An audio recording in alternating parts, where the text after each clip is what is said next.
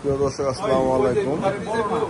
আজ 30শে মে শহীদ রাষ্ট্রপতি জিয়াউর রহমানের শাহাদত বার্ষিকী উপলক্ষে আজকে আমরা নাগেরহাট আছি এবং আজকে এই নাগেরহাট বাজার দোয়ার আয়োজন করা হয়েছে। আমরা এখানে কথা বলবো মাহবুব সরকারের সাথে। ভাই, আসসালামু আলাইকুম। ওয়ালাইকুম সালাম। ভালো আছেন ভাই? জি ভাই। আজকে শহীদ প্রেসিডেন্ট জিয়াউর রহমানের শাহাদত বার্ষিকী উপলক্ষে আপনারা দোয়ার আয়োজন করছেন, কিছু বলেন। আপনারা নিশ্চয়ই জানেন যে জিয়াউর রহমানের জন্ম হয়েছিল 1936 সালের 19শে জানুয়ারি, আর উনি মৃত্যুবরণ করেছেন 1981 সালের এই 30শে মে। এই 45 বছর, আজকে 45তম তার মৃত্যুবার্ষিকী।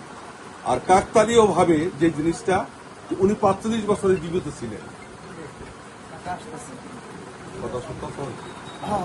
শ্রাদ্ধ জীবনে জিয়াউর রহমান আপনার যা যা কাজ করেছিল সেগুলি উল্লেখযোগ্য। বিশেষভাবে উনি 1978 সালের 1 সেপ্টেম্বর যে দল করেছিল বিএনপি, বাংলাদেশ জাতীয়তাবাদী দল,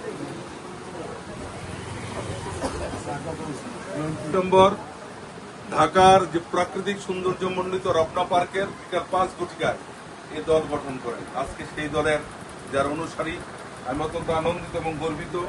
আমরা কনকসার ইউনিয়নের 4 নম্বর 6 নম্বর ওয়ার্ডের আজকে যে দোয়া মাহফিল এবং জিয়াউর রহমানের 45তম মৃত্যুবার্ষিকী আমরা উদযাপন করতেছি, শাহাদত বার্ষিকী উদযাপন করতেছি। আমাদের মাঝে উপস্থিত আছেন আমাদের কনকসার ইউনিয়নের দীর্ঘদিনের পরীক্ষিত সফল সভাপতি শাহ কামাল ঢালি। আমরা অত্যন্ত আনন্দিত এবং গর্বিত।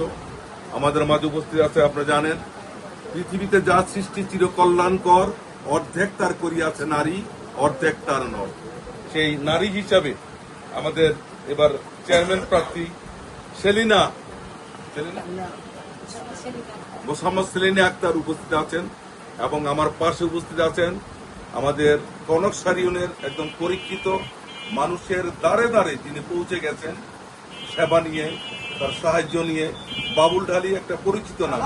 উনিও এবার চেয়ারম্যান পদপ্রার্থী, আপনাদের সকলের দোয়া প্রার্থী। আর অনেকে চেয়ারম্যান আছে যারা আসবে আজকের এই শাহাদত বার্ষিকীতে, যারা আসছেন আমরা আন্তরিক অভিনন্দন জানাই। সেলিনা আহমেদের যিনি আমার মামা দুলাল খা, উনি একটা ঐতিহ্যবাহী পরিবারের সন্তান। মতিকা সাহেব, মতিখারে চিনে না কনকসার ইউনিয়নের মধ্যে লোক নাই, সর্বজন বিদিত একজন লোক ছিলেন মতিকা।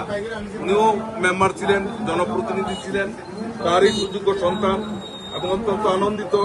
তার 2 সন্তান আজকে একেবারে প্রতিষ্ঠিত একজন ব্যবসায়ী, যারা কাতারে সুনামের সাথে ব্যবসা করতেছেন।